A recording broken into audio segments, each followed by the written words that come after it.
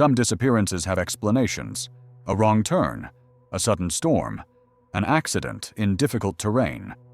These cases are tragic, but they can be understood. The evidence makes sense. The conclusions follow from the facts. The cases we are about to examine are different. These disappearances left behind evidence that investigators could not explain. Not because the evidence was missing, because the evidence was impossible.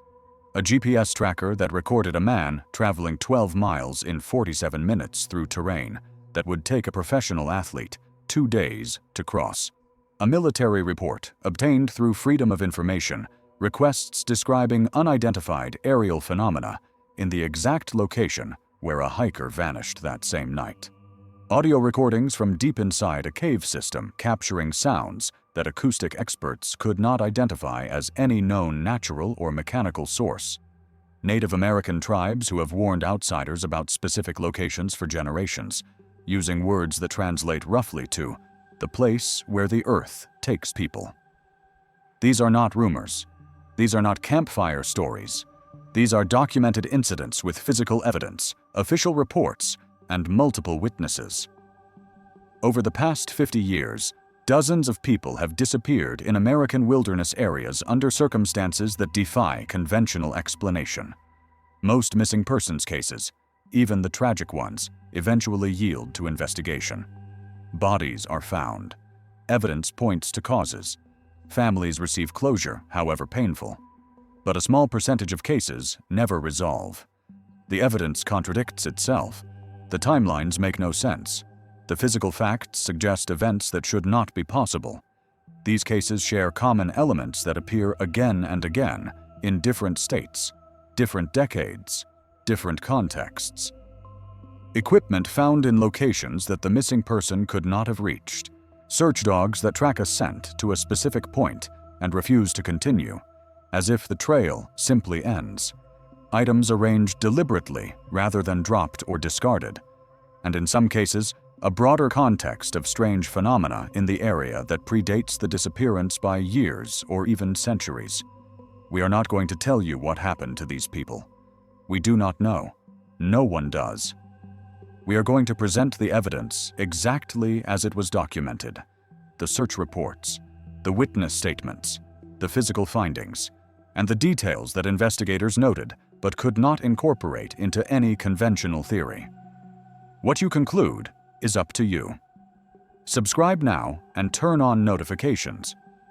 What you are about to hear involves documented evidence from official sources, military reports, law enforcement files, search and rescue records. This is not speculation. These events happened. These people vanished, and the evidence they left behind has never been explained. We begin with a case from the Nevada desert, a case where the physical evidence suggests something that should be impossible. A case where a man's GPS tracker recorded a journey that no human being could have made on foot. A case where, years later, a Freedom of Information request revealed that military personnel had observed something unexplained in the exact same location on the exact same night. The Nevada Test and Training Range occupies more than 4,600 square miles of desert in southern Nevada. It is the largest restricted airspace in the United States. Within its boundaries, the military conducts weapons testing, flight training, and classified research programs. The area known informally as Area 51 lies within this range. Adjacent to the restricted zone, there are thousands of square miles of public land managed by the Bureau of Land Management.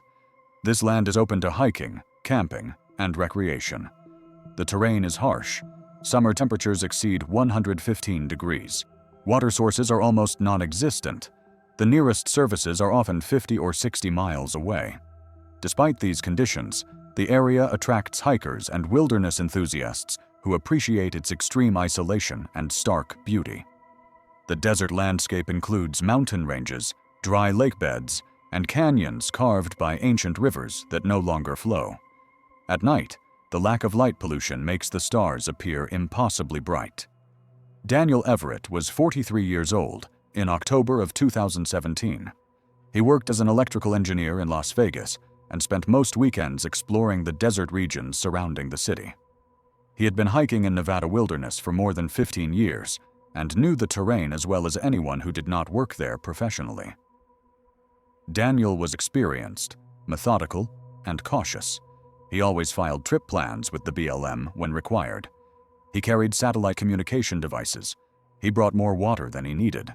His friends described him as the kind of person you wanted with you in an emergency because he never panicked and always had a plan. On October 14th, 2017, Daniel drove his truck to a remote trailhead approximately 40 miles northeast of the restricted military zone. He planned a 3-day solo backpacking trip through a canyon system that he had partially explored on previous visits. The area was not technically difficult, but was extremely isolated. The nearest paved road was 35 miles away. The nearest town with services was 60 miles. Daniel activated his personal GPS tracker before leaving his vehicle. The device was set to record his position every 10 minutes and transmit the data via satellite to a server that his girlfriend, Amanda, could access from home. This was their standard protocol for his solo trips. If anything went wrong, she would know his last recorded position. The first day proceeded normally. The GPS data showed Daniel hiking into the canyon system at a steady pace, covering approximately 8 miles by late afternoon. His final position for the day showed him camped near a dry wash at an elevation of 4,200 feet. The timestamp was 6:47 in the evening. Amanda checked the tracker before going to bed. Everything looked normal. Daniel was exactly where he had planned to be. The next morning, October 15th, Amanda checked the tracker again when she woke up at 7 o'clock. What she saw made no sense. According to the GPS data, Daniel had moved during the night. His position at 2:14 in the morning showed him approximately 12 miles from his campsite, on the other side of a mountain ridge that rose to over 7,000 feet. Amanda assumed the tracker had malfunctioned. GPS devices sometimes record erroneous positions due to satellite geometry or signal reflection. A 12-mile error was unusual, but not impossible. But the data points between the campsite and the new position told a different story. The tracker had recorded Daniel's movement in 10-minute intervals throughout the night. The data showed him leaving his campsite at 1:27 in the morning, then moving steadily across the desert floor, then ascending the mountain ridge, then descending the other side, then arriving at the position recorded at 2:14. 12 miles, 47 minutes, through terrain that included a 2,800-foot elevation gain and loss. Amanda called the GPS company to report a malfunction. The technician she spoke with pulled up Daniel's data and examined it. He told her the readings appeared valid. The satellite connections were strong. The position accuracy was within normal parameters. According to the device, Daniel had actually traveled that distance in that time. Amanda did the math. 12 miles in 47 minutes works out to approximately 15 miles per hour. That is a 4-minute mile pace. Sustained for 47 minutes. Through desert terrain, in the dark, over a mountain. The world record for running a single mile is just under 3 minutes and 43 seconds. No human being has ever sustained a 4-minute mile pace for 12 miles, even on a flat track in perfect conditions. Doing so through rough desert terrain, over a mountain ridge in darkness, would be physically impossible. Amanda called the Nye County Sheriff's Office to report her concerns. She explained the GPS data. She explained that her boyfriend was an experienced hiker who had never behaved erratically in the field. She explained that the data suggested something was seriously wrong. A deputy noted her report and told her that Daniel was not yet overdue. His planned return was October 17th. If he did not return by then, they would initiate a search. Amanda waited.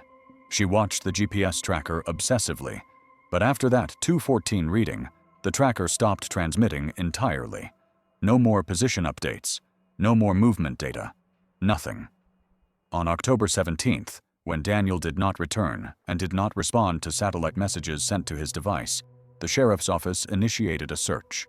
Rescue teams reached Daniel's truck on October 18th. The vehicle was locked and undisturbed. His return supplies were inside, exactly as he would have left them. Teams hiked into the canyon, following Daniel's planned route. They found his campsite from the first night without difficulty. His tent was there. His sleeping bag was inside, unrolled as if he had been using it. His food bag was hanging from a proper bear hang in a tree. His stove and cooking equipment were arranged neatly beside the tent. His backpack was missing. His water bottles were missing. His GPS tracker was missing.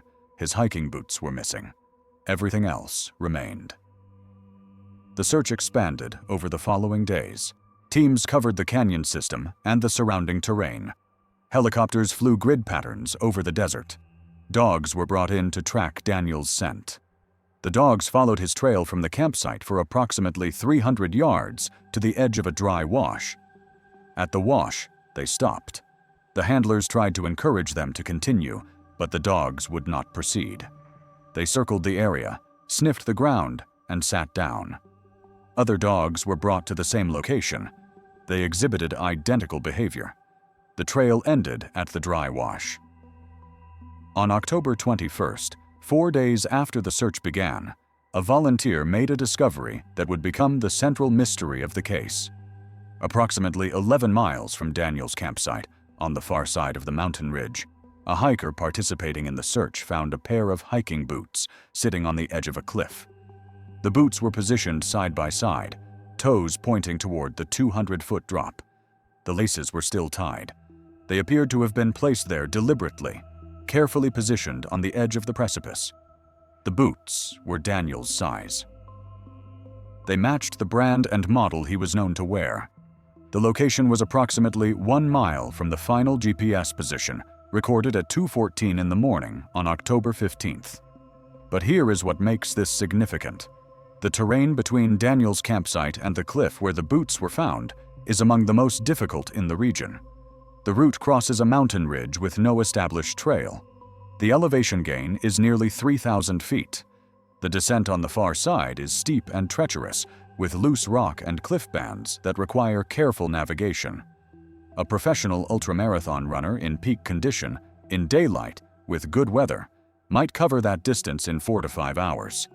Doing it in 47 minutes at night is not possible, not for any human being. And yet, the GPS data showed exactly that. The search continued for another week. Daniel's body was never found. His backpack, water bottles, and GPS tracker were never recovered. The only trace of him after his campsite was a pair of boots on a cliff edge, 11 miles away, in a location he could not have reached in the time his track documents. But in 2019, nearly 2 years after Daniel vanished, she received a response from the Department of Defense that changed her understanding of the case. The documents were heavily redacted. Large sections were blacked out entirely. But what remained was enough. On the night of October 14th into October 15th, 2017, military personnel conducting training exercises in the restricted airspace adjacent to where Daniel was camping observed an unidentified aerial phenomenon. The sighting was logged at 1:43 in the morning.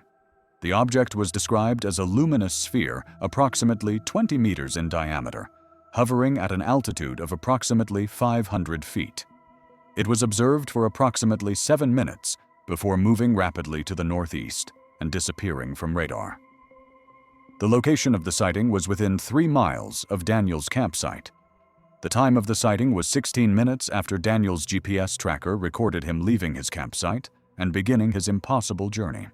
The documents noted that the object exhibited flight characteristics inconsistent with any known aircraft.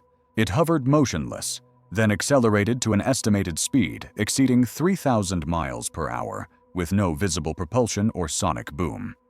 The incident was classified as unexplained. Amanda has never claimed to know what this means.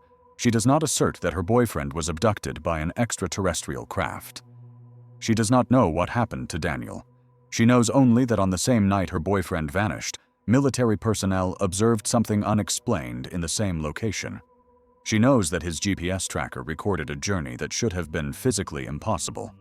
She knows that his boots were found 11 miles from his campsite, positioned on the edge of a cliff, with no explanation for how they got there.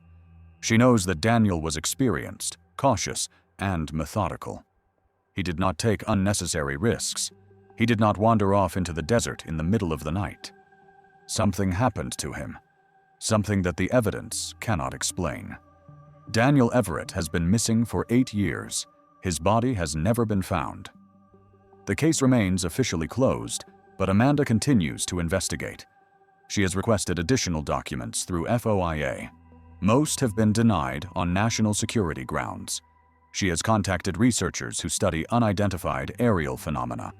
She has spoken with other families whose loved ones have disappeared in unusual circumstances. She has found no answers, only more questions. What did the military observe in the sky that night? Why was Daniel's GPS tracker recording movement when he should have been sleeping? How did he travel 12 miles in 47 minutes through impossible terrain? Why were his boots found on a cliff edge, carefully positioned, as if placed there deliberately? Where is Daniel Everett? We do not know. If you are finding these cases as disturbing as we believe you should, take a moment to subscribe and turn on notifications. We have more disappearances to cover, and each one involves documented evidence that investigators could not explain. The next case takes place in the Olympic Peninsula of Washington State, a region of temperate rainforest so dense that some areas have never been fully surveyed. A region where, for more than a century, people have reported encountering something in the forest that does not match any known species. A region where a hunter disappeared in 2015, leaving behind evidence that still haunts the search teams who found it. The Olympic Peninsula extends into the Pacific Ocean from the northwestern corner of Washington State. At its center lies Olympic National Park, nearly 1 million acres of wilderness ranging from glacier-capped mountains to moss-draped rainforest to rugged Pacific coastline. Some parts of the interior receive more than 200 inches of rainfall annually, making them among the wettest places in the continental United States. The forest here is unlike anything else in North America. Sitka spruce and western red cedar grow to enormous sizes, their trunks disappearing into canopies so thick that the forest floor exists in permanent twilight. Every surface is covered with moss, ferns, and lichens. The silence is profound. Sound does not carry far through the dense vegetation. People have been living in and around these forests for thousands of years. The Kino, Quileute, Ho, and other tribes have oral traditions going back countless generations. Many of these traditions include references to beings in the forest that are not human and not animal. The names and descriptions vary between tribes, but the warnings are consistent. There are places in the forest where people should not go. There are things in the forest that people should not encounter. When European settlers arrived in the 19th century, they brought their own stories back from the timber camps and hunting grounds. Stories of enormous footprints found in the mud. Stories of creatures glimpsed through the trees, walking upright like men but far larger than any man could be. Stories of strange calls echoing through the forest at night, unlike any animal known to science. These stories have continued into the present day.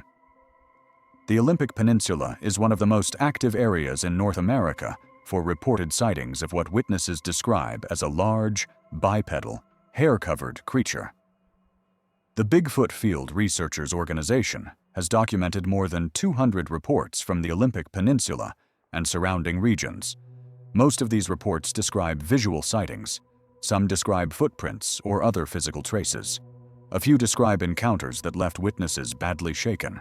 Scientists generally dismiss these reports as misidentifications, hoaxes, or folklore. No physical evidence has ever been collected that would confirm the existence of an unknown primate species in North American forests. The official position of wildlife agencies is that no such creature exists, but the reports continue, and some of them come from experienced outdoorsmen whose credibility is difficult to dismiss.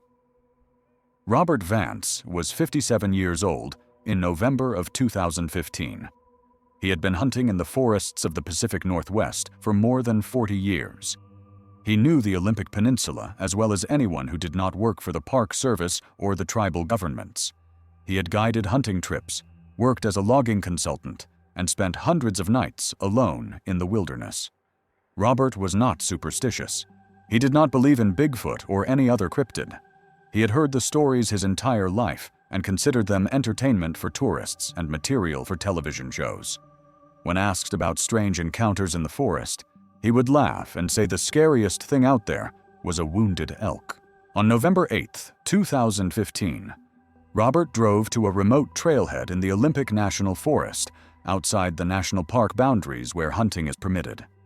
He planned a 5-day solo elk hunting trip in an area he had hunted many times before. He knew the terrain, the game patterns, and the best camping locations. Robert's wife, Catherine, was accustomed to his hunting trips. They had an established protocol. Robert would check in via satellite messenger every evening.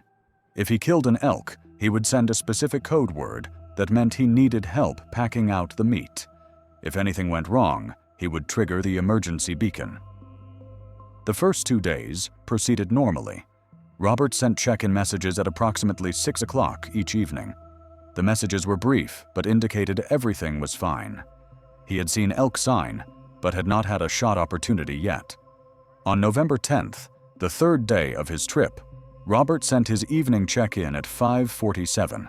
The message read as usual: "Saw a nice bull today, but too far. Moving to the North Ridge tomorrow. All good." That was the last message Catherine received. On November 11th, there was no evening check-in. Catherine waited until 10 o'clock, then tried sending messages to Robert's device. No response. On November 12th, there was still no check-in and no response to messages. Catherine contacted the Clallam County Sheriff's Office.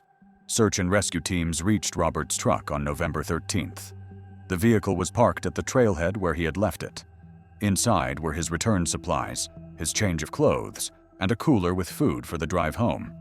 Teams began hiking into the forest following Robert's planned route.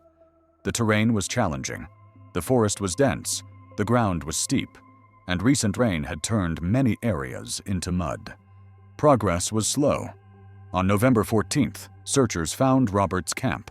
The camp was approximately 4 miles from the trailhead, in a small clearing beside a creek. Robert's tent was pitched and appeared undisturbed from the outside. His food bag was hanging from a tree branch, properly secured against bears. His cooking equipment was arranged neatly on a flat rock. Inside the tent, searchers found Robert's sleeping bag, unrolled and apparently slept in. They found his extra clothing, his personal items, and his satellite messenger. The messenger was turned off.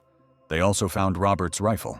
It was leaning against the center pole of the tent, unloaded, with the bolt open. The ammunition was still in its box, untouched. Robert's hunting knife was in its sheath, attached to his belt, which was lying on top of his sleeping bag as if he had removed it before going to sleep. His boots were not in the tent. His jacket was not in the tent. His binoculars and his small day pack were not in the tent. The implication was clear.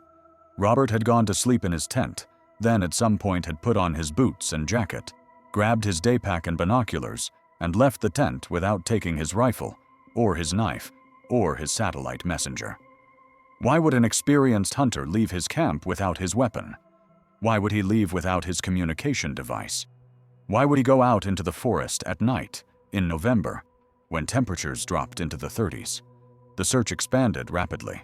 More than 60 personnel were eventually involved, including sheriff's deputies, Forest Service rangers, search and rescue volunteers, and dog teams. Helicopters flew when the weather permitted, which was not often. The dense forest canopy made aerial observation almost useless. The dogs tracked Robert's scent from the tent to the edge of the creek, approximately 30 yards away. At the creek, they lost the trail. If Robert had crossed the creek, his scent should have been detectable on the other side. The dogs found nothing. If he had walked along the creek bank, his scent should have been traceable in that direction. The dogs found nothing. The handlers reported that their dogs seemed confused and agitated at the creek bank. One dog whined repeatedly and refused to enter the water. Another kept looking up into the trees, which the handler said was unusual behavior for a tracking dog. The search continued for 12 days. Teams covered every drainage, every ridge, every possible route that Robert might have taken from his camp. They found nothing. No clothing, No equipment, no body, no further trace of Robert Vance. On November 23rd, a volunteer searcher found something approximately 2 miles from Robert's camp, in the opposite direction from the creek where the dogs had lost the trail. It was Robert's day pack. The pack was sitting at the base of an enormous Sitka spruce, leaning against the trunk as if someone had carefully set it down. Inside were Robert's binoculars, a water bottle that was still half full, 2 granola bars, and a small flashlight. The pack was positioned in a location that would have been extremely difficult to reach from Robert's camp.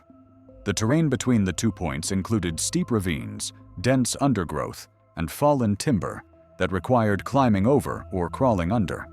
A straight-line distance of 2 miles would have taken hours to traverse in that terrain. But here is what the searchers noticed. Around the base of the tree where the pack was found, the ground was disturbed. Leaves and forest debris had been swept aside in a rough circle approximately 15 feet in diameter. Within this circle, the ground was pressed down, as if something heavy had been standing or sitting there. And there were marks on the tree itself, scrape marks on the bark, starting at about 4 feet off the ground and extending upward for approximately 12 feet. The marks were parallel, roughly vertical, and appeared to have been made by something with multiple points, like fingers or claws, dragging down the bark. The searchers photographed the scene and collected what evidence they could. Forensic analysis of the marks was inconclusive. They were not consistent with bear claws, which would have left deeper gouges in a different pattern. They were not consistent with any climbing equipment. They were not consistent with any animal behavior documented in the region. The circle of cleared ground was analyzed, but yielded no useful evidence. Whatever had made it had not left hair, blood, or other biological material. Robert Vance was never found. His body has never been recovered. His rifle, his knife, and his satellite messenger remained in his tent, unused, offering no clue as to what had drawn him out into the forest that night. The official investigation concluded in January of 2016. The finding was missing, presumed dead. The strange evidence at the daypack location was noted, but not explained. Catherine Vance has never remarried. She still lives in the house she shared with Robert. She has kept all his hunting equipment exactly as he left it. She does not believe her husband simply wandered into the forest and got lost. He was too experienced for that. He knew those woods too well. In the years since Robert's disappearance, Catherine has spoken with other families whose loved ones vanished in the Olympic Peninsula. She has found that Robert's case is not unique. What she learned about the area where her husband disappeared has not provided answers, but it has provided context. In the decade before Robert vanished, there were more than 40 reported sightings of unidentified large creatures in the Olympic National Forest and surrounding areas. Witnesses included hunters, hikers, Forest Service employees, and tribal members. The descriptions were remarkably consistent. An upright figure, 7 to 9 feet tall, covered in dark hair, moving through the forest with unexpected speed and agility. In 2012, 3 years before Robert's disappearance, a group of elk hunters camped within a mile of where Robert would later pitch his tent. They reported hearing strange vocalizations throughout the night, described as a mix between a howl and a scream, unlike any animal they had ever heard. One of the hunters left his tent to investigate and claimed to have seen a large figure standing at the edge of the firelight, watching the camp. When he shouted, the figure turned and walked into the forest on 2 legs. The hunters reported the incident to the Forest Service. A ranger visited the campsite and found several trees with bark damage similar to what would later be found near Robert's daypack. The ranger noted the damage in his report, but did not classify it as evidence of any specific animal. In 2014, a year before Robert disappeared, a solo hiker on a trail 5 miles from Robert's campsite reported being followed through the forest for more than an hour. He never saw what was following him clearly. He saw only movement in his peripheral vision and heard footsteps that seemed too heavy to be human.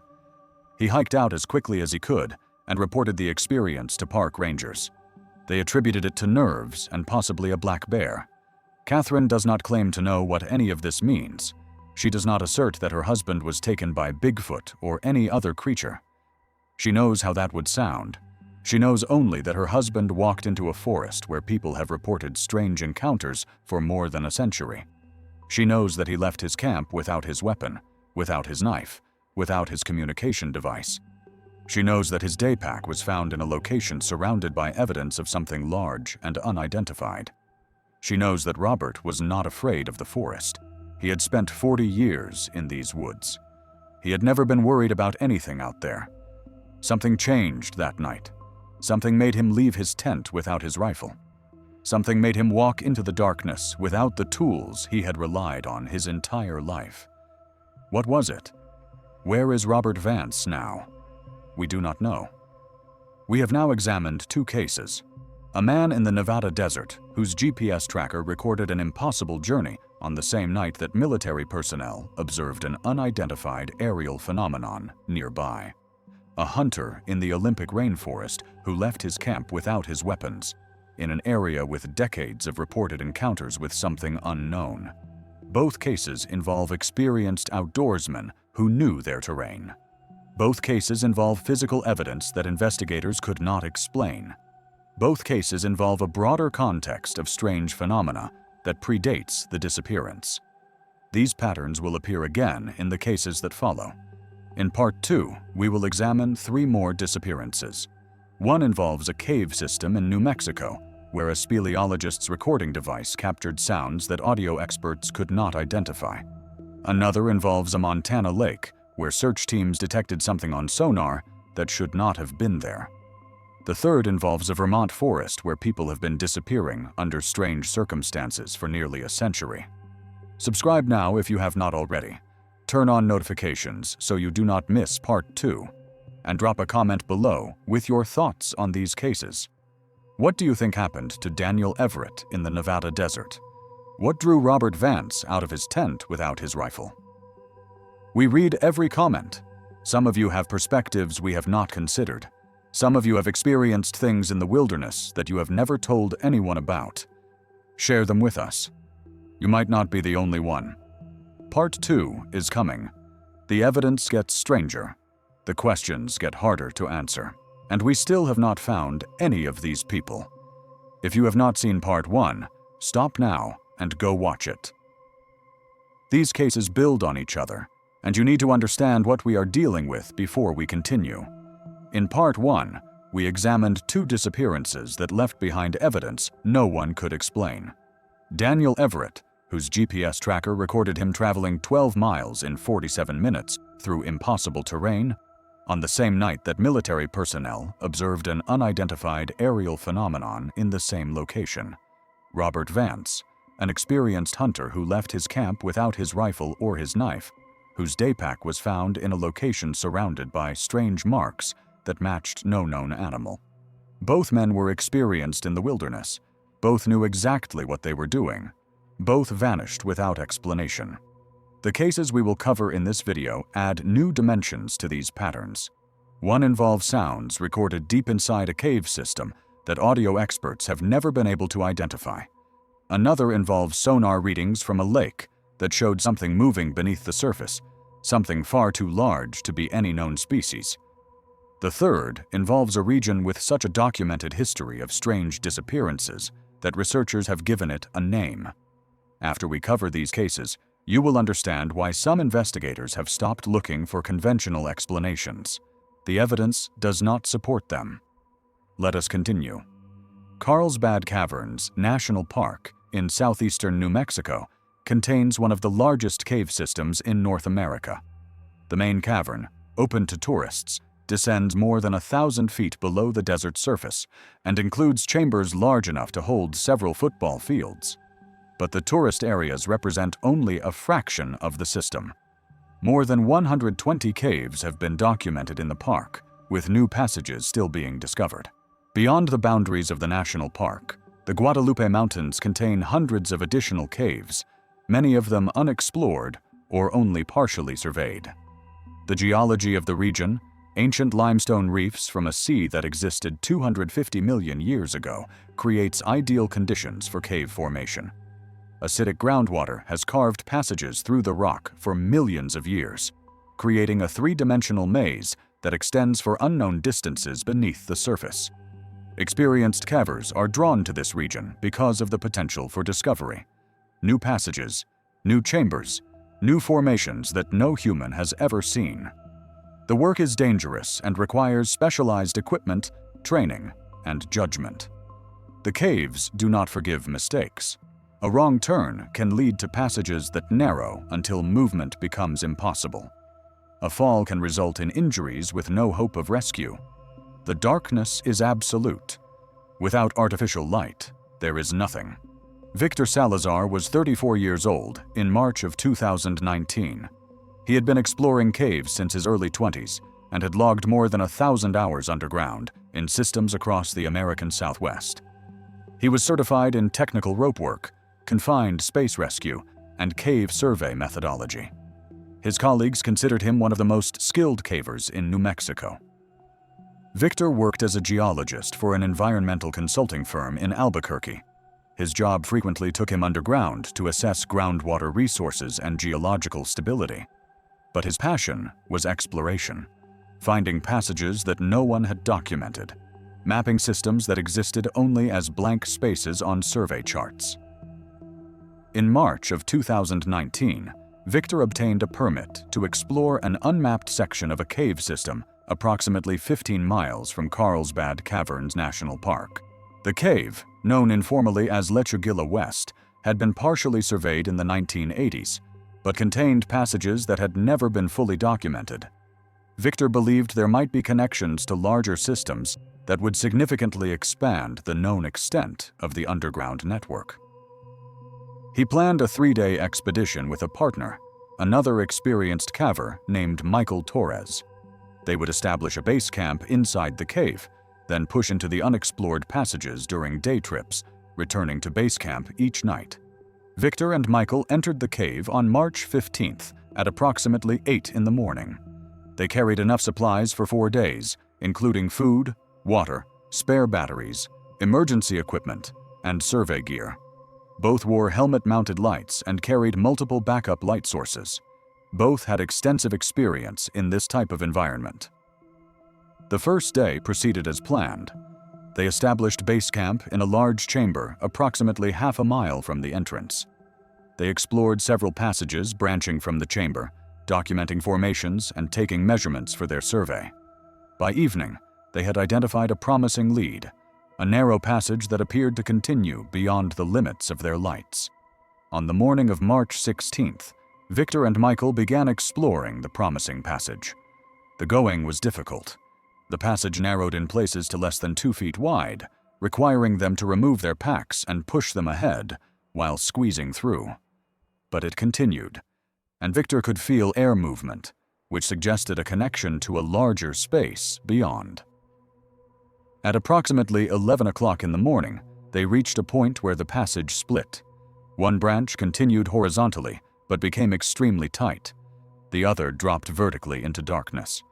Michael examined both options and concluded that the vertical drop was too dangerous to attempt without additional equipment.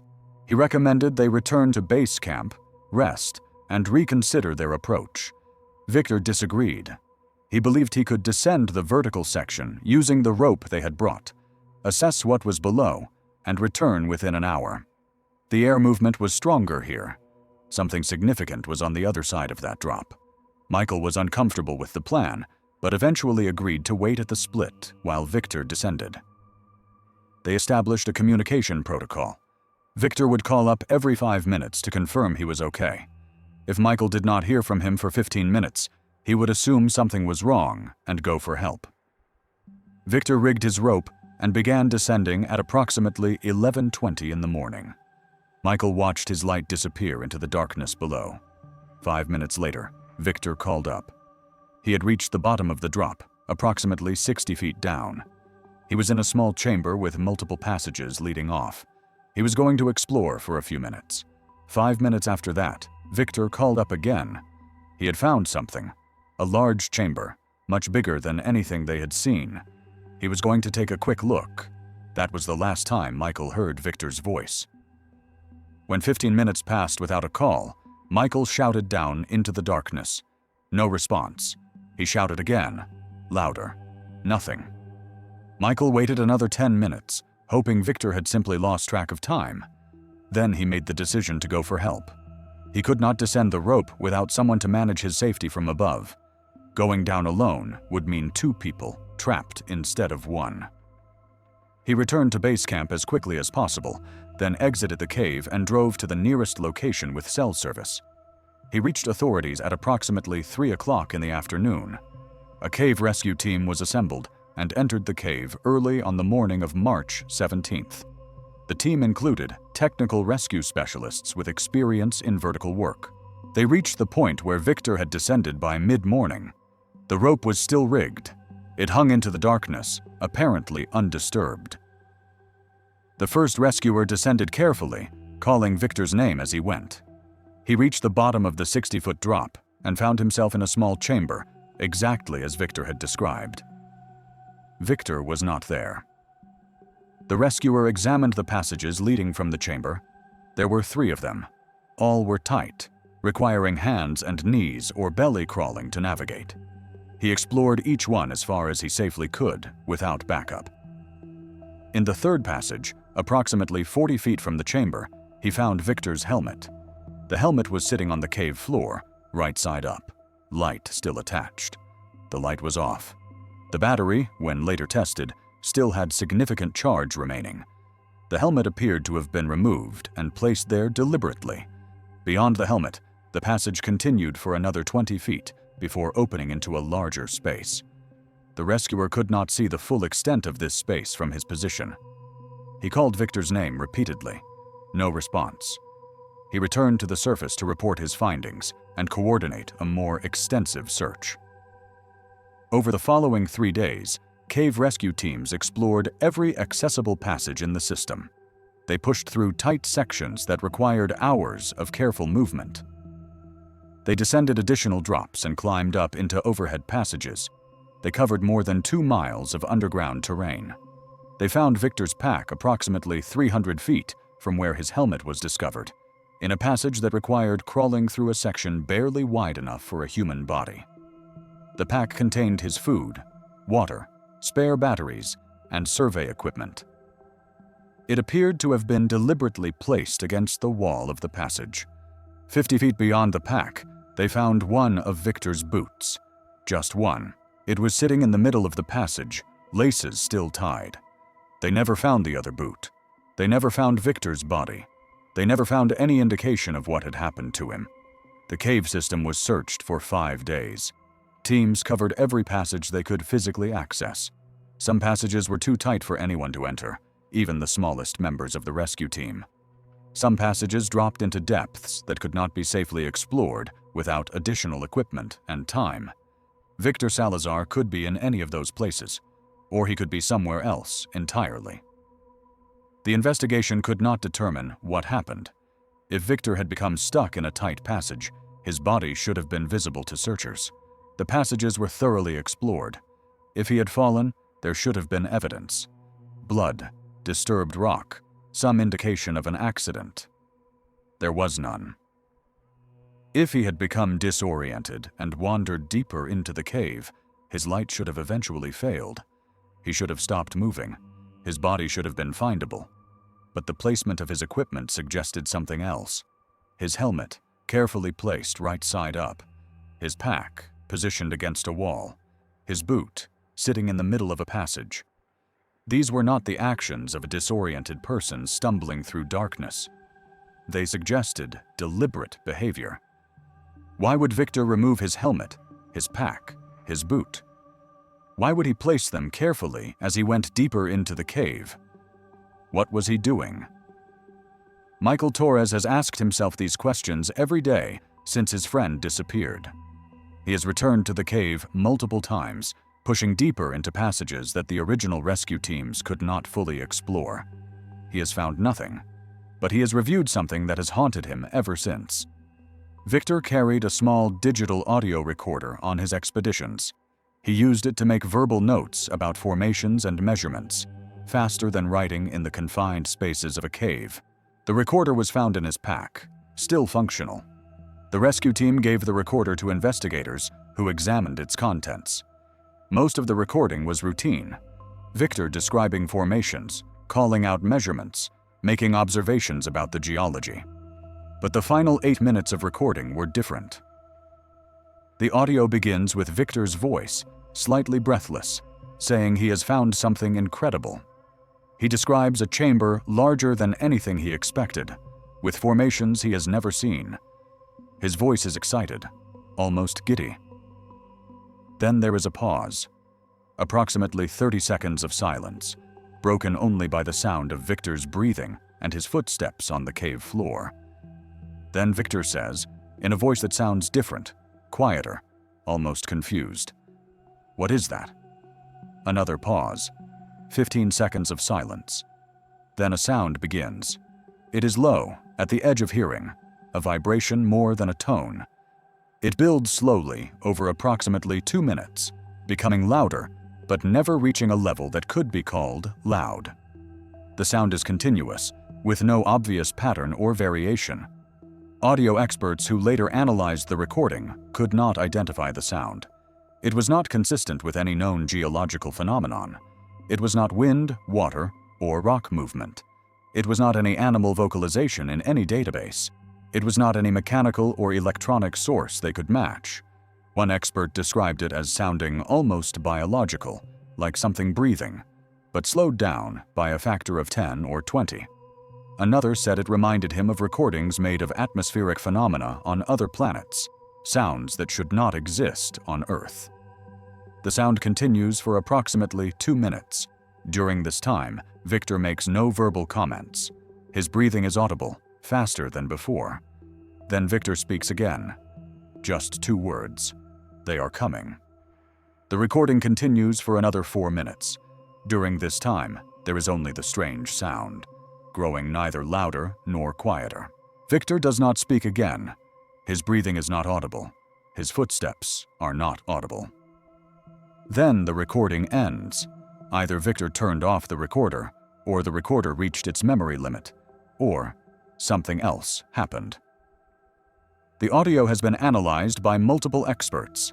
None of them can explain what Victor heard in that cave. None of them can identify the sound. None of them can say with certainty whether it was natural or something else. Victor's mother, who lives in Las Cruces, has listened to the recording once.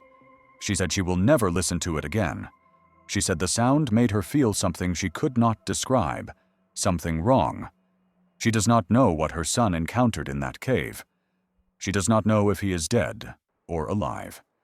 She knows only that he went underground to explore, that he found something he described as incredible, that he recorded a sound no one can explain, and that he was never seen again. Victor Salazar has been missing for 6 years. His case remains officially open. His body has never been recovered.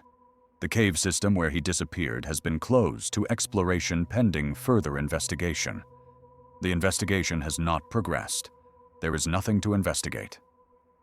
Victor went into a hole in the ground and did not come out, but something was in there with him, something he heard, something that made him say they are coming. What was it? Where is Victor now?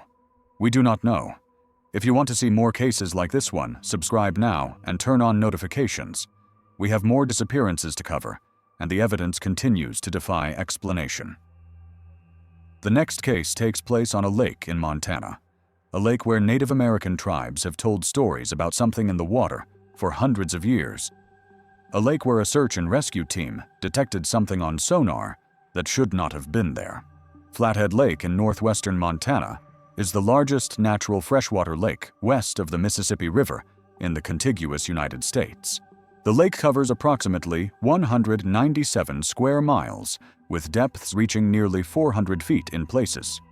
The water is remarkably clear, with visibility often exceeding 30 feet.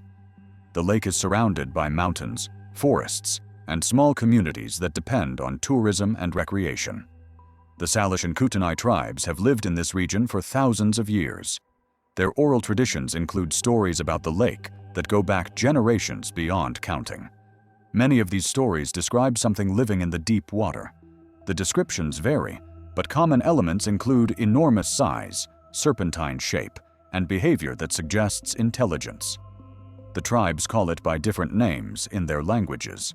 When translated to English, the names mean things like the one who lives below or the deep dweller. When European settlers arrived in the 19th century, they heard these stories and dismissed them as legend. But over the decades, settlers began reporting their own sightings.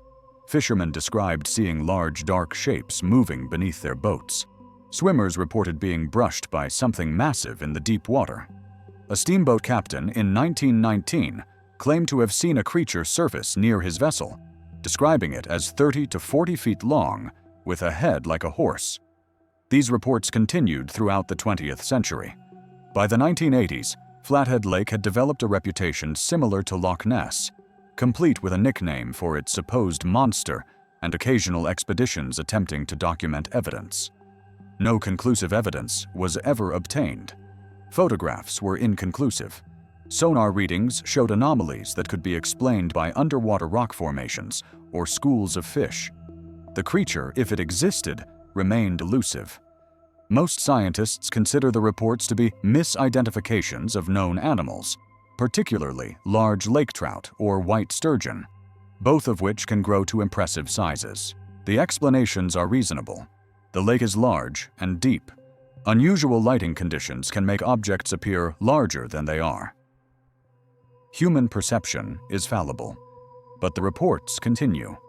And in 2016, something happened that does not fit the usual explanations.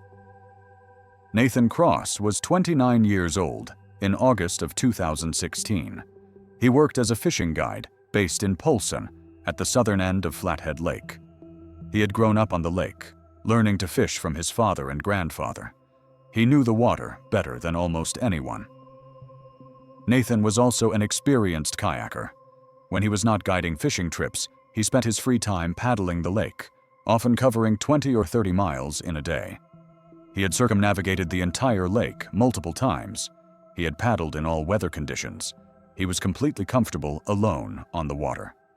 On August 23, 2016, Nathan set out for a solo paddle from Polson to Wild Horse Island, a distance of approximately 8 miles. He planned to explore the island for a few hours, then paddle back in the late afternoon. The weather forecast was favorable. Light winds, clear skies, calm water. Nathan launched at approximately 9 o'clock in the morning. He was paddling a yellow 17-foot sea kayak, highly visible on the water. He wore a personal flotation device.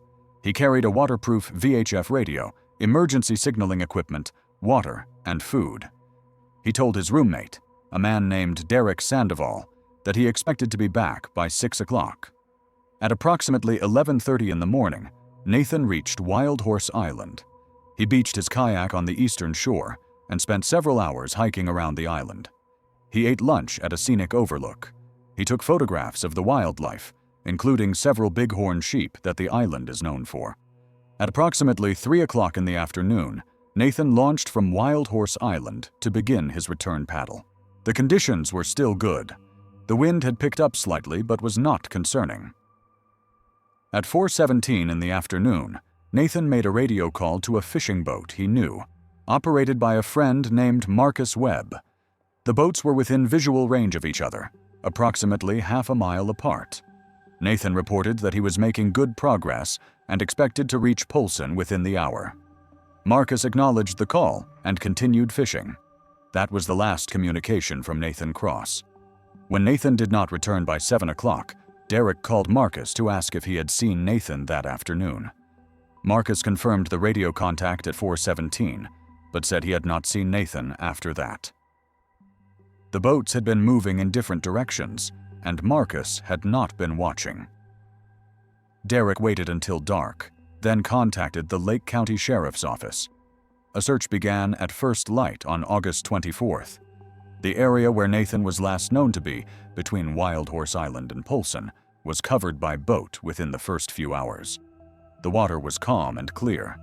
If Nathan's kayak had capsized, it should have been visible floating on the surface. If Nathan had fallen out, his yellow PFD would have been easily spotted. No kayak was found. No paddle was found. no Nathan was found. The search expanded to cover the entire lake. Aircraft flew grid patterns. Dive teams checked the areas closest to Nathan's last known position. Volunteers walked the shoreline, looking for any sign of the missing kayaker. On the second day of the search, August 25th, dive teams deployed a side-scan sonar unit to survey the lake bottom in the area where Nathan had last been seen. The water there was approximately 120 feet deep, well within the capabilities of recreational divers, but requiring careful planning for bottom time. At approximately 2 o'clock in the afternoon, the sonar operator reported an anomaly. The sonar showed a large object on the lake bottom at a depth of approximately 110 feet. The object was elongated, perhaps 40 to 50 feet in length, and appeared to be resting on the sediment. The operator initially assumed it was Nathan's kayak, though the size seemed wrong. A dive team was dispatched to investigate. 2 experienced divers descended to the location indicated by the sonar. They reached the bottom and found nothing. The sediment showed no disturbance. There was no kayak, no debris, no body. The area where the sonar had shown a large object was empty. The divers surfaced and reported their findings. The sonar operator was confused. The reading had been clear. Something had been there. He repositioned the boat and ran another survey. This time, the sonar showed the object approximately 200 feet from its previous position at the same depth. It appeared to have moved. The dive team descended again. Once again, they found nothing at the indicated location. This pattern repeated 3 more times over the course of the afternoon. The sonar would detect a large object. The divers would descend. The object would not be there. The sonar would then show the object in a different location.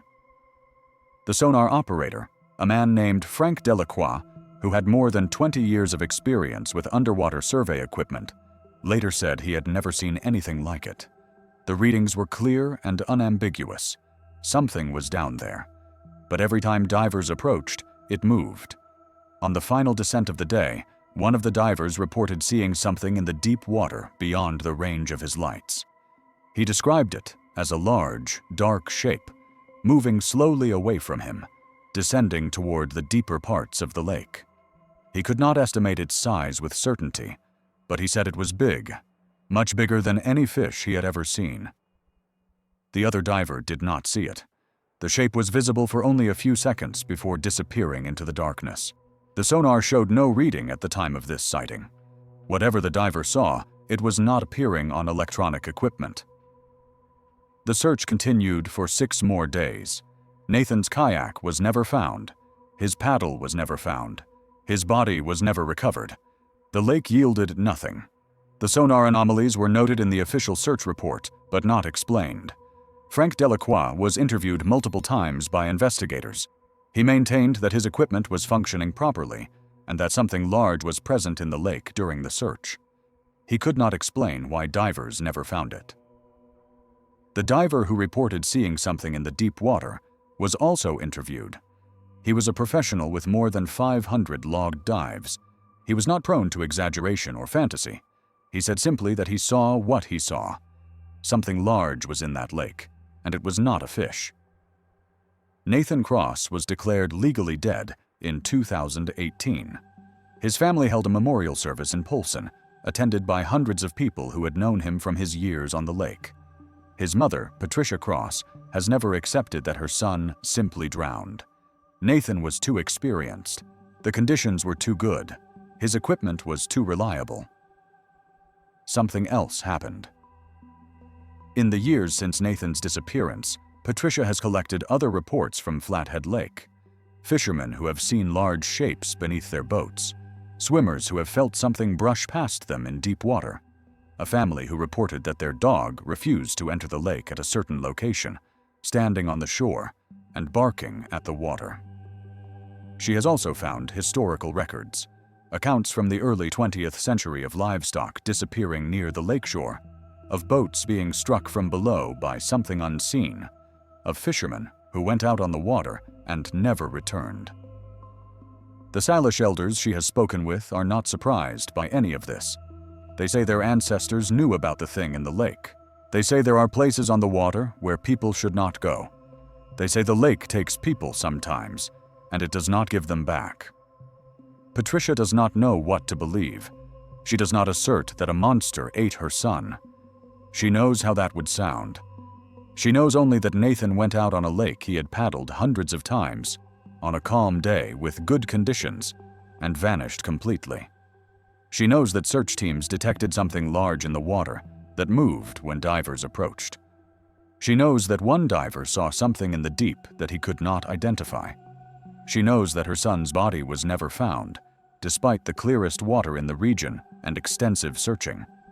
Something happened on Flathead Lake on August 23, 2016. Something that the evidence does not explain. What did the sonar detect? What did the diver see in the deep water? Where is Nathan Cross? We do not know. We have now examined 3 cases in this video. A caver who recorded sounds in an underground chamber that no expert could identify. A kayaker who vanished from a lake where search teams detected something large and moving beneath the surface. Each case involves physical evidence that does not fit conventional explanations. Each case involves a broader context of strange reports in the area that predates the disappearance. Our final case in this section involves a region with such a documented history of unexplained vanishings that researchers have given it a specific name. A place where people have been disappearing under strange circumstances for nearly a century. A place where the pattern is so consistent that it cannot be ignored. Drop a comment below with your thoughts on these cases so far. What do you think Victor Salazar heard in that cave? What was moving in Flathead Lake while searchers looked for Nathan Cross? We read every comment. Some of you have theories we have not considered. Some of you have information that might help us understand what is happening in these places. The final case in this part is coming. Subscribe now if you have not already. The Bennington Triangle is waiting. Bennington is a small town in southwestern Vermont, population approximately 15,000. It is known for a prestigious liberal arts college, historic covered bridges, and a monument commemorating a Revolutionary War battle. It is a quiet, picturesque New England town surrounded by the Green Mountains. It is also the center of one of the most concentrated clusters of unexplained disappearances in American history. Between 1945 and 1950, 5 people vanished in the wilderness surrounding Bennington under circumstances that have never been explained. The cases share common elements that investigators at the time noted but could not interpret. The term Bennington Triangle was coined decades later by a researcher named Joseph Citro, who documented the cases and their strange similarities. The disappearances occurred in a relatively small area, a region of forest and mountain terrain approximately 30 square miles. All 5 victims vanished without a trace. Despite extensive searches, only 1 body was ever recovered. The cases were never solved. But what makes the Bennington Triangle significant is not just the historical disappearances. It is the fact that strange events continue to occur in the area. And in 2019, a new case was added to the list. Eleanor Marsh was 67 years old in October of 2019. She was retired from a career as a high school English teacher and had moved to Vermont from Connecticut 5 years earlier with her husband, Walter. They had chosen Bennington for its quiet charm and its proximity to the outdoor recreation they enjoyed. Eleanor was an experienced hiker who had walked most of the trails in the area multiple times. She particularly loved the Long Trail, which passes through the mountains east of Bennington. She had hiked sections of it in all seasons and all weather conditions. On October 12, 2019, Eleanor set out for a day hike on a section of the Long Trail near Glastonbury Mountain. Glastonbury is a remote peak that lies within the historical Bennington Triangle. It was near this mountain that several of the 1940s disappearances occurred. Eleanor drove to a trailhead approximately 10 miles from Bennington and began hiking at approximately 8:30 in the morning. Her plan was to hike to a viewpoint approximately 4 miles in, eat lunch, and return by mid-afternoon. She told Walter she would be home by 4 o'clock. The weather was cool and clear. Fall foliage was near peak. It was a perfect day for hiking in Vermont. At approximately 11 o'clock in the morning, Eleanor encountered another hiker named David Chen, a graduate student from Bennington College who was conducting research on forest ecology. They chatted briefly at a trail intersection. David later told investigators that Eleanor seemed happy and healthy, enjoying the autumn colors. She mentioned she was heading to the viewpoint for lunch. That was the last confirmed sighting of Eleanor Marsh. When Eleanor did not return by 5 o'clock, Walter drove to the trailhead. Her car was still there.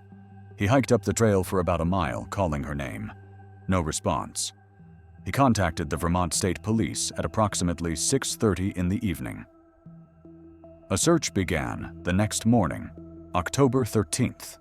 The terrain around Glastonbury Mountain is rugged, with dense forest, steep slopes, and numerous small drainages that make navigation difficult. Even experienced hikers can become disoriented in the uniform landscape of trees. Search teams covered the main trail and all side trails within a reasonable radius of Eleanor's planned route. They found no sign of her, no dropped equipment, no marks on trees, no indication of where she might have left the trail. Dogs were brought in on the second day. They tracked Eleanor's scent from the trailhead along the trail to approximately the location where David Chen had encountered her. Beyond that point, the dogs could not establish a consistent track. One handler reported that his dog exhibited unusual behavior at a specific location, approximately half a mile past the trail intersection. The dog tracked to that spot, circled several times, then lay down and refused to move. The handler had worked with this dog for 6 years and had never seen this behavior before. Other dogs were brought to the same location. They showed similar reluctance to continue. One dog whined continuously. Another kept looking up into the trees. The search continued for 8 days. More than 100 personnel were involved, including state police, game wardens, volunteer search and rescue teams, and National Guard units. Helicopters flew grid patterns over the forest. Drones with thermal cameras covered areas that were difficult to access on foot. Nothing was found. No clothing, no equipment, no body. Eleanor Marsh had walked into the forest and vanished. The investigation noted the historical context of the area. The Bennington Triangle disappearances of the 1940s were well documented. Eleanor had vanished in the same general area under similar circumstances. The connection was impossible to ignore. But the investigation also noted something else, something that had not been part of the historical cases. Several searchers reported unusual experiences during the operation.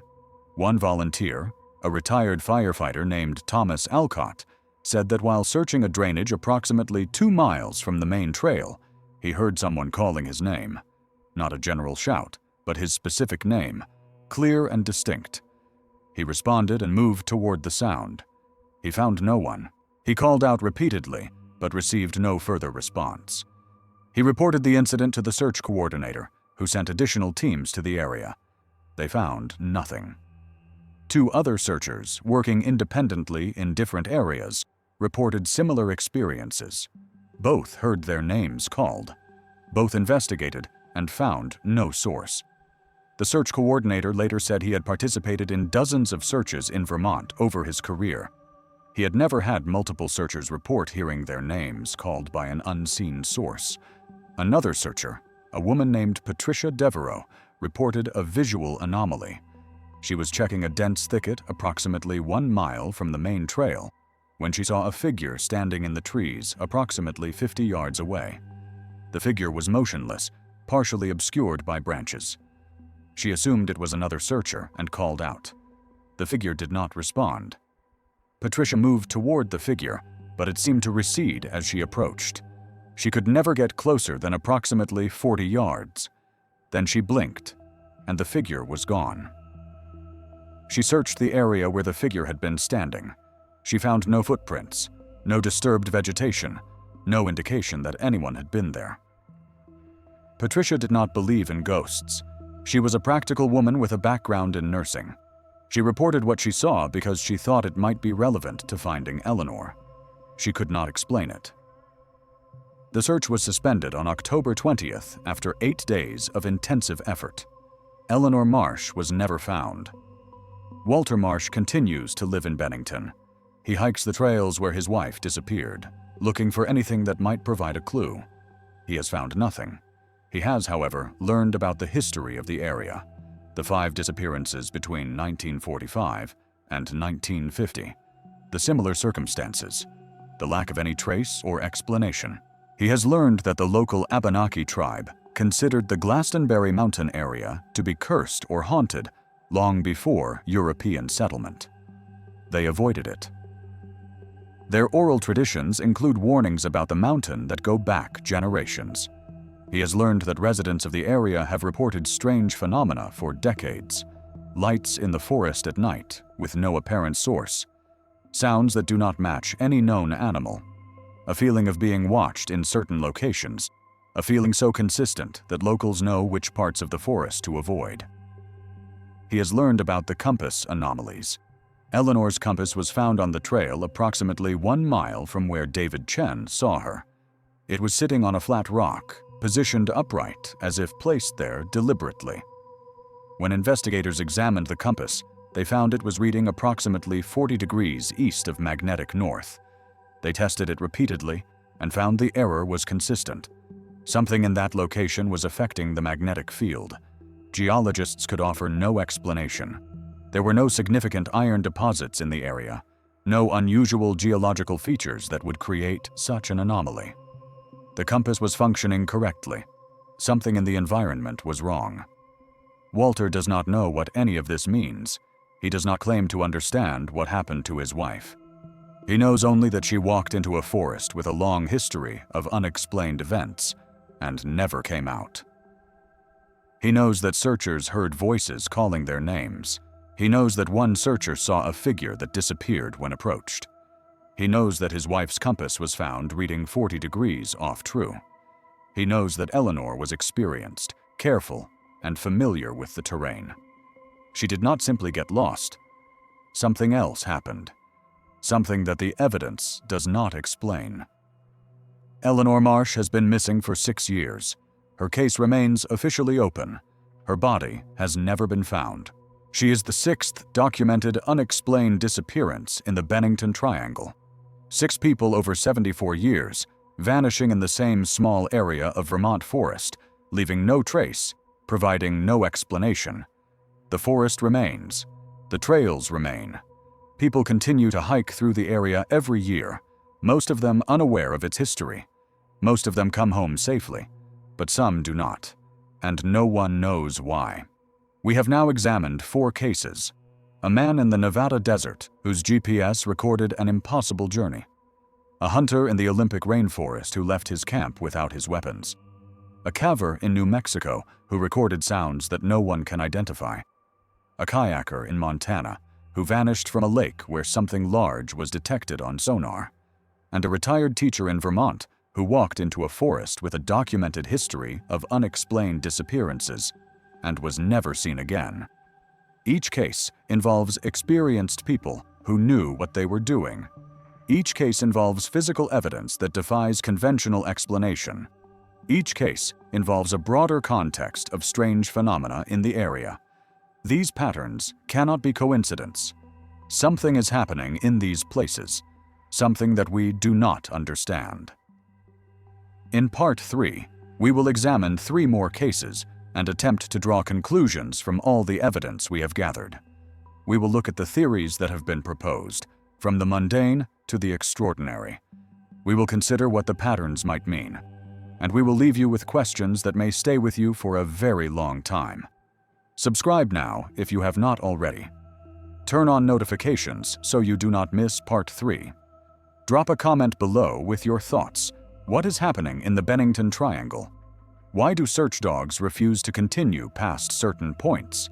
What are people hearing and seeing in these wilderness areas? We read every comment. Some of you have experiences you have never shared. This might be the place to share them. Part 3 is coming. The final cases, the final questions, and still no answers. This is the final part of our investigation into disappearances that left behind evidence no one could explain. If you have not seen parts 1 and 2, stop now and go back. Everything we are about to discuss builds on what came before. You need to understand the patterns before we reach our conclusions.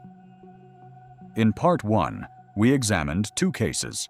Daniel Everett, whose GPS tracker recorded him traveling 12 miles in 47 minutes through terrain that would take days to cross on foot, on the same night that military personnel observed an unidentified aerial phenomenon in the exact same location. Robert Vance, an experienced hunter who left his camp without his rifle or knife, whose day pack was found surrounded by strange marks on trees that matched no known animal, in a region where people have reported encounters with something unknown for more than a century. In Part 2, we covered 3 more cases. Victor Salazar, a caver who descended into an unexplored passage and recorded 8 minutes of audio that included sounds no expert has been able to identify. Sounds that ended with him saying, "They are coming," before the recording went silent. Nathan Cross, a kayaker who vanished from a lake where search teams detected something large on sonar, something that moved every time divers approached, something that one diver glimpsed in the deep water before it disappeared. Eleanor Marsh, who walked into the Bennington Triangle, a region with a documented 74-year history of unexplained disappearances, where searchers heard voices calling their names and saw figures that vanished when approached. 5 cases, 5 experienced people who knew what they were doing. 5 sets of evidence that contradict everything we think we understand about what can happen in the wilderness. The cases we will examine in this final part add elements that none of the others have had. One involves a hiker who ignored warnings from Native American elders about a specific location, whose belongings were found arranged in a pattern that investigators could not explain. Another involves a skier who was seen by multiple witnesses talking to someone at the edge of a forest, but security cameras showed him completely alone. The third involves a photographer who disappeared in an area famous for unexplained light phenomena, whose camera was recovered with images that should not exist. After we cover these cases, we will step back and examine what all this evidence might mean. We will look at the theories that have been proposed. We will consider the patterns that connect these disappearances across different states, different decades, different circumstances. We will not provide answers. The evidence does not support answers. But we will leave you with questions that deserve to be asked. Let us continue. The Tonto National Forest in central Arizona encompasses nearly 3 million acres of desert, canyon, and mountain terrain. It is the largest national forest in Arizona and one of the most diverse landscapes in the American Southwest. Elevations range from less than 2,000 feet in the Sonoran Desert lowlands to nearly 8,000 feet in the Mazatzal Mountains. The terrain includes saguaro cactus forests, pine woodlands, deep canyons, and rugged peaks. The forest has been home to human communities for thousands of years. The Yavapai and Tonto Apache peoples have lived in these mountains since long before European contact.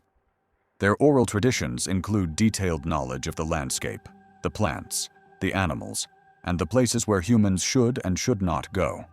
Some of these traditions involve specific warnings about certain locations, places where the spirits are disturbed, places where people who enter do not return the same, if they return at all. The elders do not speak of these places casually. They consider the warnings to be matters of survival, not superstition. When European settlers arrived in the 19th century, they largely ignored these warnings. They mined the mountains, logged the forests, and built ranches in valleys that the Apache had avoided. Some of them prospered, some of them did not. The stories that came out of the Tonto region during the settlement era are difficult to verify, but consistent in their themes. Prospectors who wandered into certain canyons and emerged days later with no memory of where they had been. Ranchers who found their cattle dead in patterns that made no sense, arranged in circles or lines, with no apparent cause of death. Travelers who reported seeing lights in the canyons at night, moving against the wind, hovering over locations where nothing should be. These stories continue to the present day. The Tonto National Forest is one of the most active areas in Arizona for reports of unusual phenomena. Hikers describe feelings of being watched in certain canyons. Campers report hearing sounds at night that do not match any known animal. Hunters find game avoiding specific areas entirely, as if the animals know something that humans do not. Marcus Webb was 31 years old in April of 2018. He worked as a physical therapist in Phoenix and spent most of his weekends hiking in the mountains surrounding the city. He was fit, experienced, and confident in the wilderness. He had hiked most of the major trails in the Tonto National Forest and had begun exploring off-trail routes that offered more solitude and challenge. On April 14, 2018, Marcus drove to a remote trailhead in the Sierra Ancha Wilderness, a rugged section of the Tonto National Forest northeast of Phoenix. He planned a 2-day solo backpacking trip to a canyon that he had read about online but had never visited. The canyon was not on any official map. It did not have a maintained trail. It was the kind of place that attracted hikers who wanted to get away from crowds. Before leaving Phoenix, Marcus stopped at a small store near the edge of the forest to buy additional water. The store was run by a Tonto Apache family who had operated it for 3 generations. The owner, a man in his 70s named Joseph Redhawk, asked Marcus where he was headed. When Marcus told him, Joseph's expression changed. Joseph told Marcus that the canyon he was planning to visit was not a good place. He said his people had avoided that canyon for as long as anyone could remember. He said the name of the canyon in Apache translated roughly to "where the shadows walk in daylight." He said people who went there sometimes did not come back, and those who did come back were often changed. Marcus thanks Joseph for his concern, but said he would be careful. He was an experienced hiker. He knew how to handle himself in the wilderness. Joseph shook his head, but did not argue further. He said only that Marcus should trust his instincts if something felt wrong. He said Marcus should leave immediately if he felt he was not alone. Marcus drove to the trailhead and began hiking at approximately 10 o'clock in the morning. The weather was warm, but not oppressively hot. The sky was clear. Conditions were ideal. He reached the canyon by early afternoon. It was beautiful. Sheer walls of red and orange rock rose several hundred feet on either side. A seasonal creek had carved the passage over millions of years, creating pools and small waterfalls that made the canyon feel like an oasis in the desert. Marcus set up camp in a wide section of the canyon floor near one of the larger pools. He ate dinner as the sun set behind the western rim. He watched the stars emerge in the narrow strip of sky visible between the canyon walls. Everything was peaceful. He fell asleep in his tent at approximately 9 o'clock in the evening. The next morning, April 15th, Marcus did not check in with his girlfriend as planned. He had promised to send a satellite message by noon. No message came.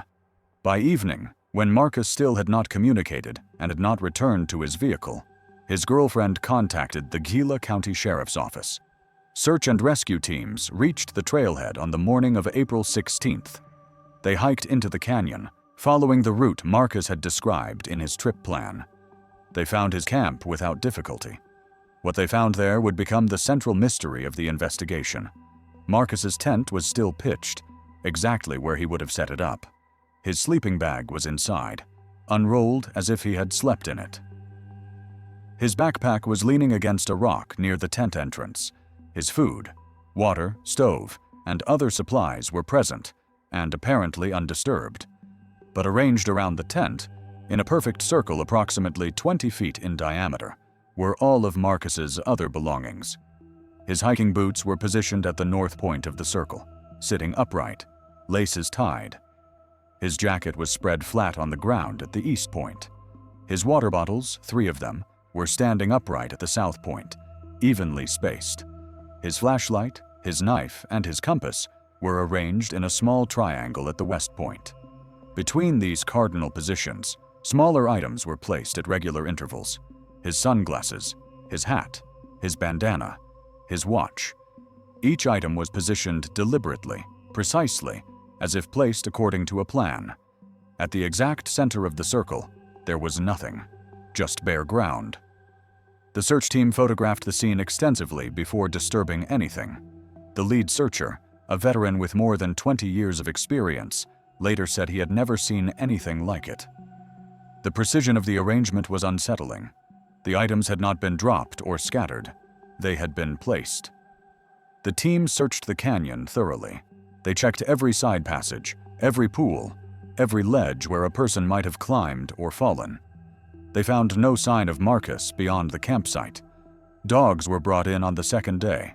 They tracked Marcus's scent from the campsite to a point approximately 40 yards down the canyon. At that point, they refused to continue.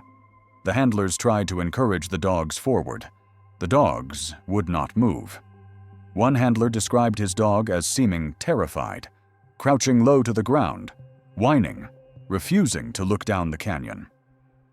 The handler had worked with this dog for 8 years. He had never seen her behave this way. Other dogs exhibited similar reluctance. None of them would track past that point in the canyon. The search continued for 6 days. Teams covered the entire canyon system and the surrounding terrain. Helicopters flew overhead. Drones explored side canyons that were too narrow for humans to enter. Marcus Webb was never found. The investigation could not explain the evidence. If Marcus had arranged his belongings in the circle himself, why? What possible reason would an experienced hiker have for removing his boots, his jacket, his knife, and placing them in a precise geometric pattern around his tent? If someone else had arranged the items, who? The canyon was remote. There was no evidence that anyone else had been in the area. No footprints, no additional equipment, no indication of another presence. If an animal had scattered Marcus's belongings, why were they arranged so precisely? Animals do not create geometric patterns. They do not position items at cardinal points with smaller objects evenly spaced between. The circle was measured and documented. It was almost exactly 20 feet in diameter. The items at the cardinal points were positioned within inches of true north, east, south, and west. The spacing between intermediate items was consistent to within a few inches. This was not random. This was not the result of confusion or accident. This was deliberate arrangement according to a specific pattern. But by whom? And why? Marcus's girlfriend has spent years trying to understand what happened. She has consulted with search and rescue experts, forensic specialists, and researchers who study unusual disappearances. None of them can explain the evidence. She has also spoken with Joseph Redhawk, the Apache elder who warned Marcus before his trip. Joseph was not surprised by what the searchers found. He said the shadows in that canyon have always taken people. He said they leave signs sometimes, patterns that humans cannot understand. He said the circle was a message, but not one meant for human interpretation. He said Marcus walked into a place where he should not have gone. He said the canyon took him, as it has taken others before. He does not expect Marcus to be found. He does not expect the questions to be answered. The canyon remains. Hikers still visit it occasionally, drawn by the same beauty that attracted Marcus. Most of them come back safely. But Joseph Redhawk still tells people not to go there. He still issues the warning that his people have passed down for generations. Some places are not meant for humans. Some places take people and do not give them back. Marcus Webb has been missing for 7 years. His case remains officially open. His body has never been found. A circle of belongings. A dog that would not continue. A warning from elders who have known about the canyon for centuries. What happened in that canyon in April of 2018? What did Marcus encounter after he fell asleep in his tent? Who arranged his belongings in that precise geometric pattern?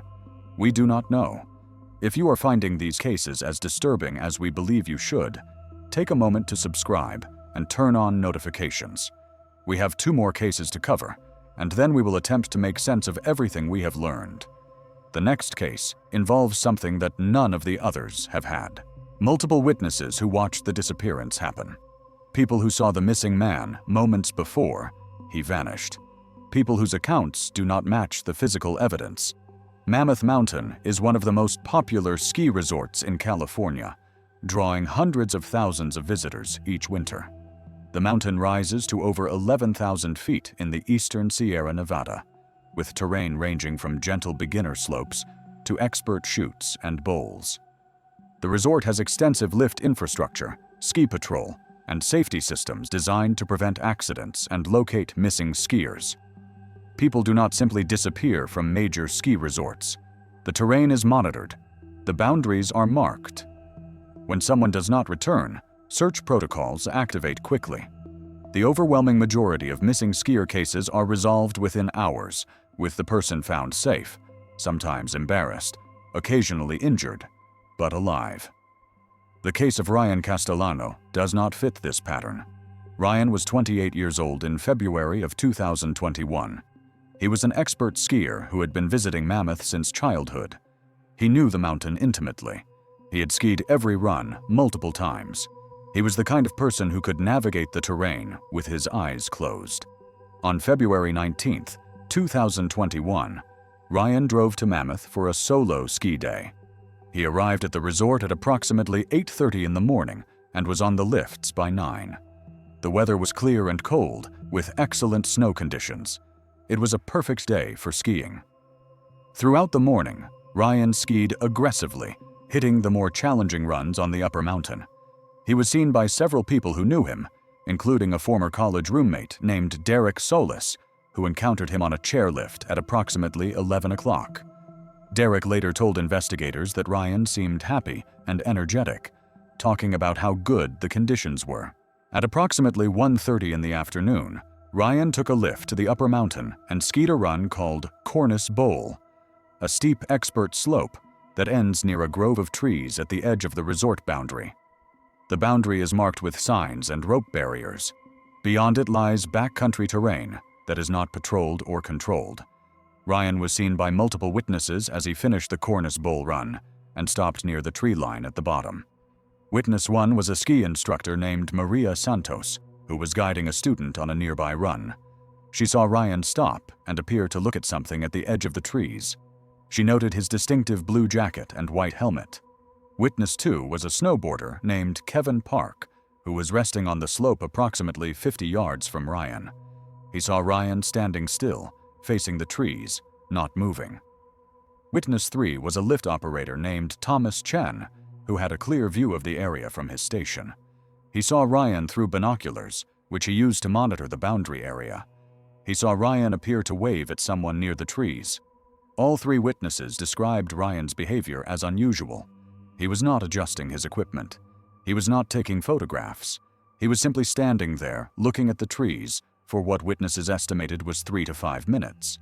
Then, according to all 3 witnesses, Ryan began skiing slowly toward the tree line. Not fast, not urgently, slowly, deliberately, as if approaching something. Maria Santos assumed he was going to examine something he had seen. Kevin Park assumed he was going to duck under the boundary rope for a backcountry run. Thomas Chen reached for his radio to alert ski patrol, as boundary crossings required notification. All 3 witnesses watched Ryan ski toward the trees. None of them saw him enter the forest. Maria looked away for a moment to help her student. When she looked back, Ryan was gone. Kevin blinked against the bright snow glare. When his vision cleared, Ryan was not there. Thomas was looking through his binoculars continuously. He saw Ryan approach the tree line. He saw Ryan stop at the edge. He saw Ryan raise his hand, as if gesturing to someone. Then Ryan was simply not there anymore. Thomas scanned the tree line with his binoculars. He checked the slope. He looked for tracks. He saw nothing. Ryan had not entered the trees as far as Thomas could see. He had not skied away. He had simply stopped being visible. Thomas radioed ski patrol immediately. Search teams reached the location within 10 minutes. They found Ryan's ski tracks coming down from Cornice Bowl and stopping at the edge of the trees, exactly where witnesses had seen him. The tracks ended there. They did not continue into the forest. They did not turn and go back up the slope. They simply stopped, as if Ryan had been standing in that spot and then ceased to exist. Ski patrol searched the tree line extensively. They found no sign of Ryan, no equipment, no tracks in the snow beyond the boundary, nothing. The search expanded over the following days. Teams covered the backcountry terrain beyond the resort boundary. Helicopters flew grid patterns. Dogs were brought in. The dogs tracked Ryan's scent from the parking lot to the lift, up the mountain, down Cornice Bowl, and to the spot at the edge of the trees. There, they stopped. They could not find any trail leading away from that location. One handler reported that his dog behaved strangely at the tree line. The dog tracked to the boundary, then sat down and looked up at the handler, then looked back at the trees, then looked up again. The handler said it was as if the dog was trying to communicate something, but did not have the ability. The search continued for 9 days. Ryan Castellano was never found. The investigation interviewed all 3 witnesses multiple times. Their accounts were consistent on the basic facts. Ryan had stopped at the edge of the trees. He had appeared to be looking at something. He had appeared to wave or gesture. Then, he had vanished. But here is what makes this case truly strange. The resort's security system includes cameras at various points on the mountain, including one that covers the area near the Cornice Bowl boundary. Investigators obtained footage from this camera for the time period when witnesses reported seeing Ryan. The footage showed Ryan skiing down Cornice Bowl. It showed him stopping near the tree line. It showed him standing there for several minutes. It did not show anyone else. Ryan was clearly visible on camera, standing at the edge of the trees, looking at something. But there was nothing there. No other person. No animal. Nothing in the trees that would explain his attention. Yet witnesses reported that Ryan appeared to be interacting with something. Maria said he seemed focused on a specific point. Kevin said his body language suggested he was looking at a person. Thomas said he waved at someone. The camera showed no one. Even more disturbing, the camera footage showed something that witnesses didn't describe. In the frames immediately before Ryan disappeared from view, there appears to be a visual anomaly in the footage, a distortion, like heat shimmer, between Ryan and the tree line. The distortion lasts for approximately 4 seconds. Then Ryan is no longer in frame. Video analysts examined the footage extensively. They could not determine what caused the distortion. It was not consistent with lens flare, digital compression artifacts, or any known technical issue. It appeared to be something actually present in the scene, captured by the camera, something that the witnesses did not see, something that Ryan apparently did see, or at least responded to. Ryan's family has the footage. They have watched it hundreds of times. They have shown it to experts, to researchers, to anyone who might be able to explain what it shows. No one can. Ryan Castellano has been missing for 4 years. His case remains officially open. His body has never been found. 3 witnesses watched him approach the tree line. A camera recorded the same event. The witnesses saw Ryan interacting with something they could not see. The camera recorded a visual anomaly that the witnesses did not observe. What was at the edge of those trees? What did Ryan see that made him ski toward it? What caused the distortion on the camera footage? Where is Ryan now? We do not know. Our final case returns us to Texas, to a region famous for unexplained phenomena that have been documented for more than a century. A region where lights appear in the desert night with no apparent source. A region where a photographer went to document the mystery and became part of it instead. The Marfa lights are one of the most famous unexplained phenomena in the United States. They appear in the desert near the small town of Marfa in the Big Bend region of far west Texas. Witnesses describe glowing spheres of various colors, typically white, yellow, orange, or red, that hover over the desert floor, merge and separate, move against the wind, and vanish without explanation. The lights have been reported since at least the 1880s, when settlers first documented them. They were initially attributed to Apache campfires, then to various natural explanations including swamp gas, ball lightning, and atmospheric refraction of car headlights from distant highways. Scientific studies have been conducted on the Marfa lights, with mixed results. Some observations have been explained as headlights from vehicles on Highway 67, which runs through the area. But other observations have documented lights moving in patterns inconsistent with vehicle traffic, appearing in locations where no roads exist, and exhibiting characteristics that do not match any known natural phenomenon.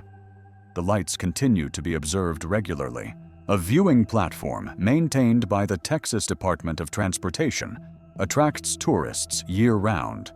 Most nights, observers see something, though whether what they see is the genuine phenomenon or simply distant vehicle lights is often unclear. Among serious researchers of unexplained phenomena, the Marfa lights remain an open question. Something is happening in that desert. Whether it is mundane, extraordinary, or something in between has not been definitively established. Cameron Torres was 35 years old in September of 2020. He worked as a freelance photographer, specializing in landscape and nature photography. His work had appeared in major publications, and he had developed a reputation for patience and dedication, willing to spend days or weeks in a location waiting for the perfect conditions. Cameron became interested in the Marfa lights after seeing photographs taken by other photographers. The images showed luminous spheres against the dark desert landscape, strange and beautiful. He wanted to capture his own images, better images, images that might help document what was actually happening. On September 12, 2020, Cameron drove to Marfa and set up camp in a remote area of the desert approximately 15 miles from town. He was not at the official viewing platform. He wanted to be closer to where the lights were reportedly most active, in the unpopulated desert south of Highway 90. He told his wife, Andrea, that he planned to spend 3 nights camping and photographing. He would check in via satellite messenger each evening. If he captured good images, he might stay longer. If not, he would return on the 15th. On the evening of September 12th, Cameron sent his first check-in message. Good location. Set up camp. Weather perfect. We'll start shooting tonight. On the evening of September 13th, he sent another message. Saw lights last night. Incredible. Got some shots, but want better. Moving camp closer tomorrow. On September 14th, there was no check-in message. Andrea waited until the morning of September 15th, then contacted the Presidio County Sheriff's Office. Deputies reached Cameron's vehicle, parked at a remote pullout off a county road, on the afternoon of September 15th. The car was locked and undisturbed. They found Cameron's camp approximately 2 miles from the vehicle, set up in a flat area surrounded by creosote and mesquite. His tent was pitched. His sleeping bag was inside. His cooking equipment was arranged nearby. His camera equipment was partially present. His tripod was set up, facing south toward the area where the lights are most commonly observed. His primary camera body was not on the tripod. One of his lenses was on the ground nearby, as if dropped. His satellite messenger was found inside the tent, turned off. Cameron himself was not there. The search covered the desert in all directions from the camp. The terrain was flat and open, with visibility extending for miles. If Cameron had walked away from camp, his tracks should have been visible in the sandy soil. Searchers found tracks leading from the camp approximately 300 yards to the south. The tracks showed Cameron walking at a normal pace, not running, not stumbling. Then the tracks stopped. They did not fade out gradually. They simply ended. One footprint, then another, then bare sand with no further impressions. Dogs were brought in. They tracked Cameron's scent along the same path as the footprints, then lost it at the same location where the tracks ended. The search continued for 7 days. Cameron Torres was never found.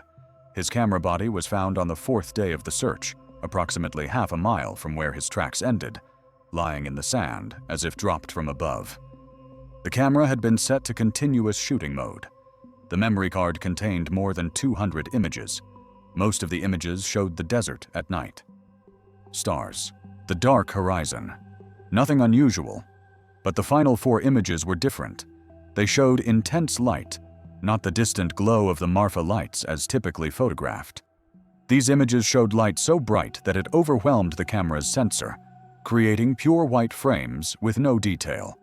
The timestamps on these images indicated they were taken at 3:27 in the morning on September 14th, approximately 14 hours before Andrea reported Cameron missing. The exposure settings suggested Cameron had not changed his camera configuration from the previous night shots. The images should have shown the dark desert. Instead, They showed light bright enough to completely saturate the sensor. There is no known light source in that area of desert. No structures, no vehicles, no natural phenomenon that would produce light of that intensity. But the camera recorded something. Even more disturbing was what investigators found when they examined the camera in detail. Inside the camera body, protected from the external environment, was a small flash memory module separate from the main memory card. This module stored camera diagnostic data and was not typically examined. When technicians accessed this module, they found it was damaged. The data was corrupted beyond recovery. But physical examination of the module revealed something unexpected. The module had been partially melted from the inside. The technicians could not explain this. The camera showed no external heat damage. The memory card was undamaged, but the diagnostic module, sealed inside the camera body, had been subjected to temperatures high enough to melt its internal components. What could cause localized heating inside a sealed electronic device without damaging the exterior? The technicians did not know. Cameron's wife, Andrea, has kept the camera. She has shown the final images to researchers, to photography experts, to anyone who might help explain what Cameron documented before he vanished. No one has been able to identify the light source. Some have suggested that Cameron accidentally photographed a secret military test of some kind. The Big Bend region is remote, and military aircraft do operate in the area. But no military activity was logged for that night, and the light characteristics do not match any known aircraft or weapons system. Others have suggested that Cameron photographed an unusual atmospheric phenomenon, perhaps ball lightning or some other rare natural event. But ball lightning does not produce sustained illumination capable of saturating a camera sensor, and it does not melt internal electronics without external damage. A few researchers have suggested that Cameron photographed something genuinely unexplained, the same phenomenon that has been producing the Marfa lights for more than a century, whatever that phenomenon might be. These researchers note that Cameron was not at the tourist viewing area. He was in the deep desert, miles from any road, in the area where the most unusual observations have historically occurred. Perhaps he got too close to whatever produces the lights. Perhaps it got too close to him. Andrea does not speculate about what happened to her husband. She only knows that he went into the desert to photograph a mystery and became part of that mystery instead. She knows that his tracks ended in the middle of open ground. She knows that his camera recorded light that should not have been there. She knows that something melted the electronics inside his camera from within. She knows that Cameron was careful, methodical, and not prone to taking unnecessary risks. He had photographed in dangerous locations around the world. He always came back, until he did not. Cameron Torres has been missing for 5 years. His case remains officially open. His body has never been found. The Marfa lights continue to appear. Tourists still gather at the viewing platform. Researchers still debate what causes the phenomenon. And somewhere in that desert, Cameron Torres went looking for answers and found something else instead. What did his camera record? What melted the electronics inside his equipment? What happened at 3:27 in the morning on September 14th, 2020? Where is Cameron now? We do not know. We have now examined 8 disappearances across the United States.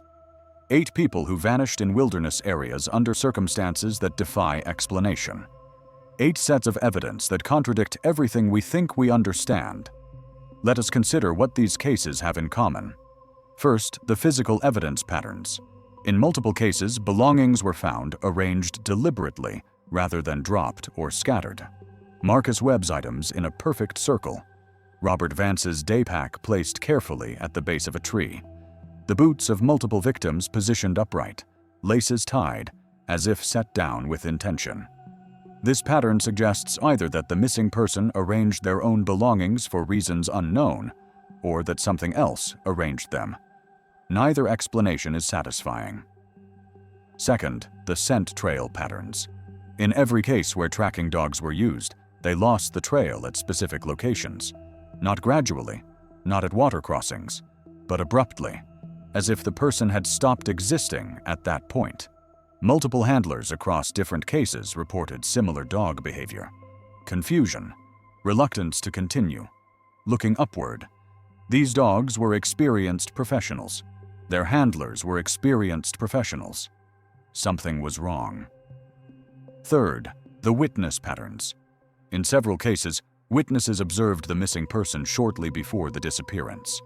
Their accounts describe behavior that does not match normal explanations. People staring at things others could not see. People appearing to interact with someone who was not there. People walking toward destinations they never reached. The witnesses were credible. Their accounts were consistent. But what they described does not make sense. Fourth, the technology anomalies. Multiple cases involved electronic equipment that behaved in ways that could not be explained. A GPS tracker that recorded impossible movement. A camera that captured sounds no expert could identify. Sonar that detected something large and moving that divers could not find. A compass reading 40 degrees off true. Camera electronics melted from the inside. Technology does not lie, but the data it recorded in these cases does not fit any known explanation. Fifth, the location patterns. These disappearances did not occur randomly. They occurred in areas with documented histories of strange phenomena. The Nevada desert near Area 51. The Olympic rainforest where people have reported Bigfoot sightings for a century. Caves where Native Americans recorded warnings 4,000 years ago. Lakes where indigenous peoples tell stories of creatures in the deep. Forests where people have vanished under similar circumstances for decades. The Marfa Lights region, where unexplained illumination has been observed since the 1880s. These are not coincidences. Something about these places is different. What are we to make of all this? The conventional explanations do not work. These were not unprepared people who simply got lost. These were experienced outdoorsmen, professional cavers, expert skiers, dedicated photographers. They knew what they were doing. They had the equipment and skills to handle the wilderness. Accidents happen, but accidents leave evidence. Bodies are found. Cause of death is determined. In these cases, nothing was found. The wilderness does not make people simply cease to exist. Foul play is always a possibility, but it does not fit the evidence. No signs of struggle. No witnesses to suspicious persons. No motive.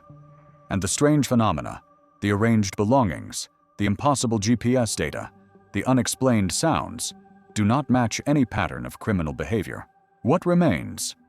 Some researchers have proposed explanations that venture beyond the conventional, geological or electromagnetic anomalies that could affect human perception and behavior. Certain areas might have natural properties that science has not yet documented, properties that could cause disorientation, hallucination, or physical effects we do not understand. Unknown predators that have escaped scientific classification. The wilderness is vast. New species are discovered regularly. Could something exist in these remote areas that we have not yet identified? Something intelligent enough to avoid detection. Something capable of taking humans without leaving evidence. Interdimensional or temporal phenomena that could remove people from our ordinary reality. This sounds like science fiction, but our understanding of physics continues to evolve. What we consider impossible today may be explained by theories we have not yet developed. We are not endorsing any of these explanations. We are noting that the evidence does not fit conventional frameworks. Something is happening that we do not understand. The families of these missing people continue to wait for answers. The cases remain officially open. The wilderness remains, vast and indifferent, and full of places where people disappear. Every year, approximately 1,600 people go missing in American national forests and wilderness areas. Most are found within a day or two. Most are safe. Most have simple explanations for what happened. But a small percentage are never found. A small percentage leave behind evidence that makes no sense. A small percentage join the cases we have examined here, cases that challenge our understanding of what can happen when humans enter the wild. We began this investigation by saying we would not provide answers. We have kept that promise. The evidence does not support answers. The evidence supports only questions.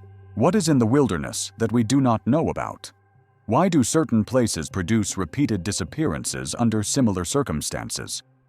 What are people seeing in the moments before they vanish? What is creating the physical evidence that investigators cannot explain? Why do search dogs refuse to continue past certain points? What was on that audio recording from the New Mexico cave?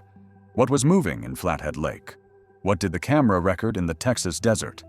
These questions do not have answers. Not yet. Perhaps not ever. But they deserve to be asked. They deserve to be considered. They deserve to be investigated with open minds and rigorous methods. The wilderness is not what we think it is. Something is out there. Something that takes people. Something that leaves behind evidence we cannot interpret. Something that has been doing this for a very long time. If you go into the wild, be aware. Know where you are going. Tell someone your plans. Trust your instincts. If something feels wrong, leave. Do not investigate the strange sound. Do not approach the figure at the edge of the trees. Do not follow the lights into the desert. Some places are not meant for us. Some things should not be approached. The people we have examined in this investigation did not know that. Or perhaps they did know, and they went anyway, drawn by curiosity or beauty, or something they could not resist. They are gone now. The wilderness took them. The wilderness kept them. The wilderness is not explaining what happened. Maybe someday we will understand. Maybe someday the patterns will become clear. Maybe someday the evidence will point toward an explanation that makes sense. Until then, we are left with questions. Questions that echo in canyons and caves and forests and deserts. Questions that no one can answer. Questions that will stay with you long after this video ends. Thank you for watching all 3 parts of this investigation. If you found these cases as disturbing as we do, subscribe to this channel and turn on notifications. We will continue examining disappearances that do not fit the usual explanations. We will continue asking the questions that need to be asked. Share this video with someone who needs to see it. These cases deserve attention. These families deserve answers, even if those answers may never come. And if you have experienced something in the wilderness that you cannot explain, tell us about it in the comments. You might not be alone. Your experience might connect to patterns we have not yet identified. Your story might be the piece that helps us understand what is happening out there. The wilderness is waiting. The questions remain. We will see you in the next investigation. Stay safe out there. You never know what is watching.